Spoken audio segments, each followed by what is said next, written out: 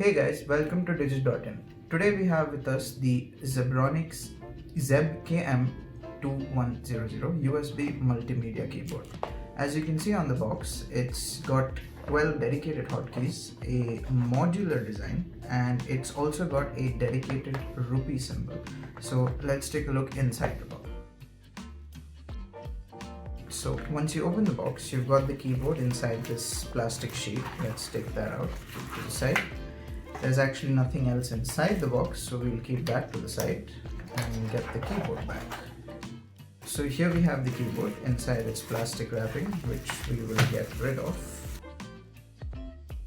As you can see, it's got the an USB type A plug, so it should work with just about any computer.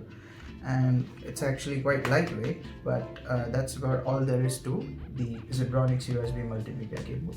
Thanks for watching.